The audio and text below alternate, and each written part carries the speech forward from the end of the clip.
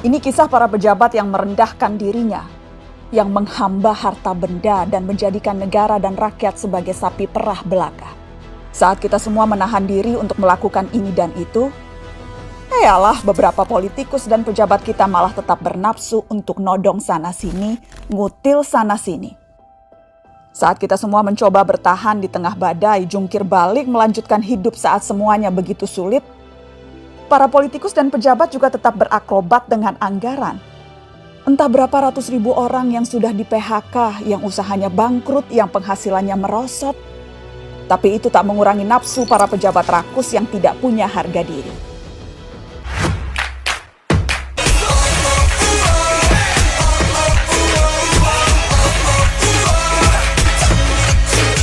Assalamualaikum warahmatullahi wabarakatuh. Salam sejahtera untuk kita semua. Shalom. Kami dari kelompok 9 akan memaparkan video pembelajaran dari kelompok kami. Assalamualaikum warahmatullahi wabarakatuh. Perkenalkan, nama saya Fikram Alansyah Usemau, NIM 1320 12 20 005.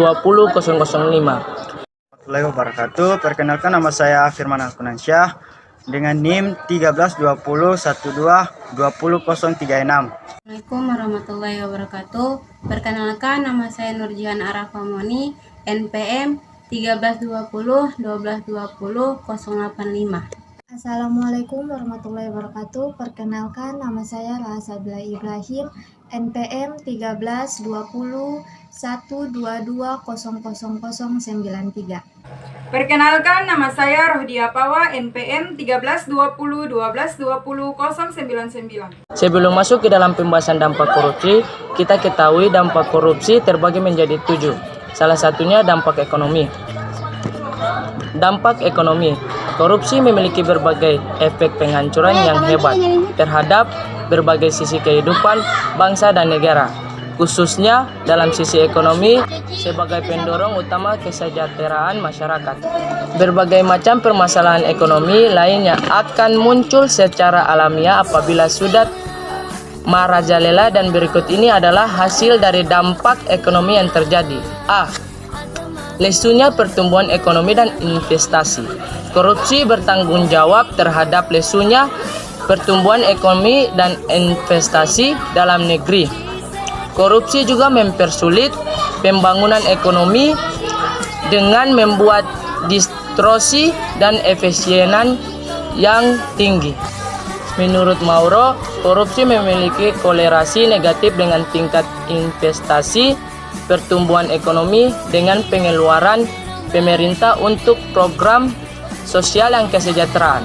Mauro 1995. Hal-hal ini merupakan bagian dari ekonomi makro.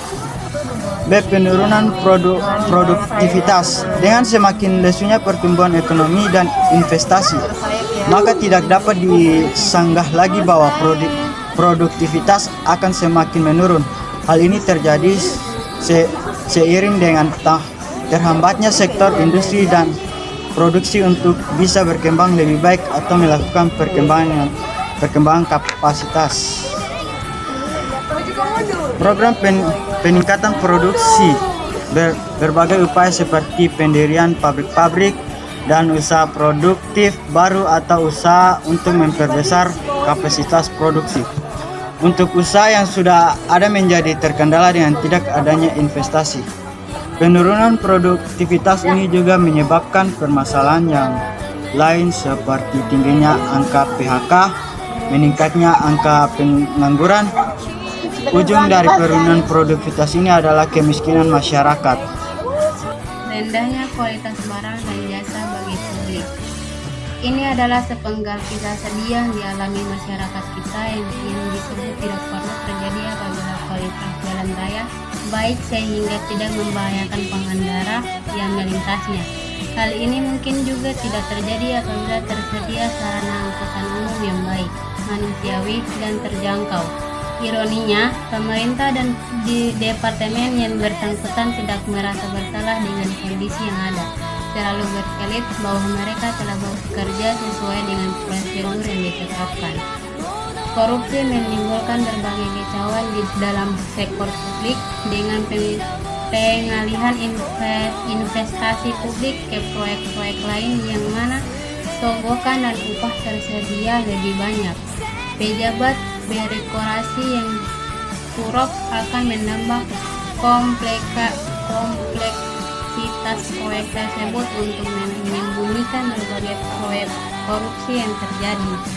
Pada akhirnya, korupsi berakibat menurunkan kualitas barang dan jasa bagi publik dengan cara mengurangi pemenuhan syarat-syarat keamanan bangunan, syarat-syarat material dan produksi, syarat-syarat kesehatan, lingkungan hidup, atau aturan-aturan lain.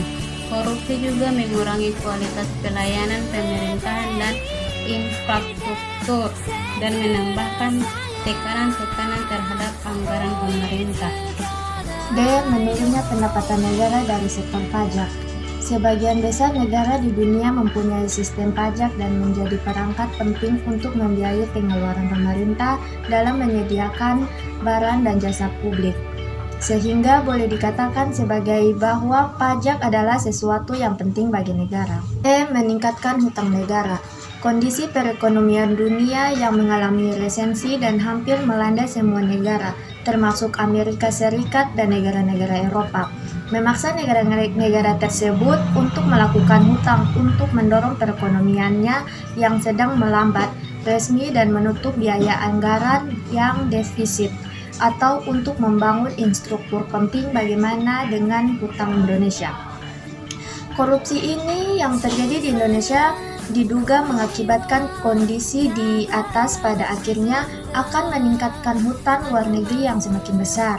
Dari data yang diambil dari Kementerian Keuangan soal utang, pemerintah Indonesia terakhir menyebutkan akhir Mei 2017 total utang pemerintah pusat tercatat mencapai 3,672,33 triliun rupiah. Dalam sebulan, utang ini naik 4,92 triliun rupiah dibanding jumlah di April 2017 yang sebesar 3,667,41 triliun rupiah. Sebagian besar hutang pemerintah dalam bentuk surat utang atau surat berharga negara.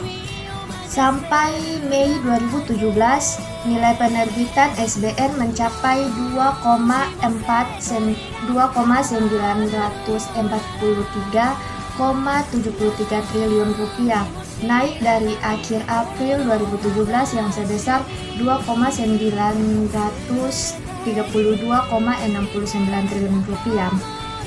Kalau kita melihat hutang yang dimiliki Indonesia pada saat ini sebenarnya merupakan akumulasi dari hutang-hutang yang dahulu yang belum terbayarkan.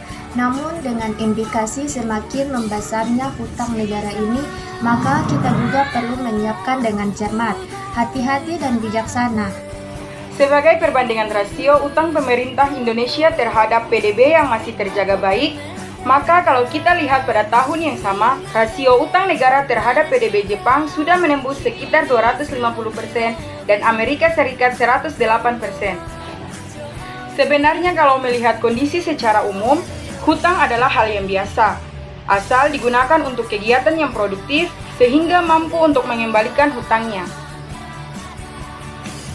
Namun apabila hutang digunakan untuk menutup defisit yang terjadi, hal ini akan semakin memperburuk keadaan. Kita tidak bisa membayangkan ke depan apa yang terjadi apabila hutang negara yang kian membengkak ini digunakan untuk sesuatu yang sama sekali tidak produktif dan dikorupsi secara besar-besaran. Konon sekarang ini setiap bayi yang lahir dan berkewarganegaraan Indonesia langsung menanggung hutang sebesar Rp13.500.000. Demikian video pembelajaran kami, sekian dan terima kasih.